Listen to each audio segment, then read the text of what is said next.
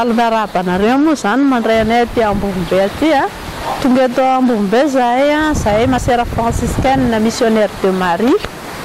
franciscaine missionnaire de Marie eto Madagasikara ny Antananarivo Ankadifotsy ny Foibeny fa raha eran'izao tontolo izao dia ao amin'ny ao Roma no Foibenay zany eto amin'izao tontolo izao dia tonga eto zahay efatra amin'ny rahavavy Sœur Monique, Sœur Lucie, Sœur Tina ary Sœur Neline. Zay moa iraky ny fikambanana zany mitondra zay bazaka amin'ny tananay sy atao hoe mba vitan'ny fikambanana zany amin'ny hoe famonjenan'ny olona aty amin'ny faritra atsimo zay fatatsika ny zavatra mahazo azy amin'ny hoe tsy fahampian'ny orana sy ny hoe mosary zany eo anivon'ny ty faritra misy atsika ty dia zay no nahatonga anay mba mitondra zay zaka amin'ny tananay sy araky ny evanjely moa hoe zay ataonareo amin'ireny madinika ireny dia amiko no anaovanareo azy dia zay indrindra no nahatonga anay maha kristianina atsika dia hoe zay kely eo an-tanana ny fampizarana dia zay no antony mahatonga anay makaty toerana roa moa no nandehananay dia io toerana roa io dia tsy manavaka hoe kristianina na tsy kristianina fa zay rehetra tonga tao zany zay efa ataoko hoe fa nofidindry mon père Melo sy ireo rehetra mpanomana ty antsika ty dia zareo moa no mifatina azy dia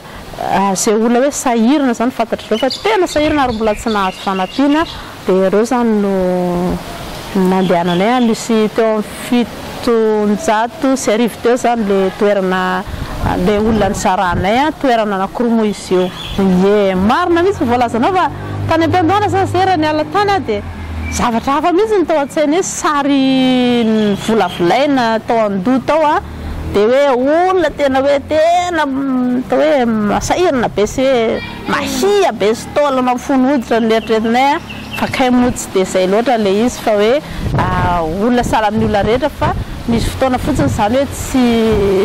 araky ny fahazahoana azy dia hoe tsy ampiny teo am-pelantanany zareo dia zay no nahatonga azy hoe sahirana izy fa olona sala amin'ny olona rehetra ihany dia zay zany no ataoko hoe tsy dia araky ny hoe ny feo heno zany le izy fa tsy ny sary zay nieritreretina tany am-piandohana fa olona ataoko hoe normal be fa ohatry ny olona rehetra ihany fa sendra fotoan-tsarotra fotsiny izy amin'izao fotoana izao dia zay moa zany dia tena hoe mankasitraka amin'ny hoe fiaraha-miasa indrindra ny hoe nahafahan'izy ireo ry mon père ny monseigneur moa zay hoe nanaiky ny atongavanay aty dia akasitrahana be da be sady ry zareo amin'izay hoe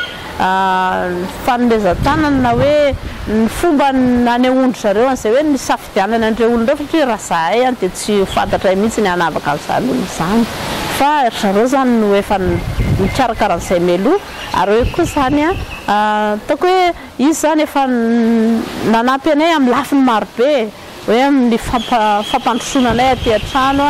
ary ny nafandaminana le olona koa tsy ho vitanay mihitsy raha tsy ry zareo no nandamina azy fa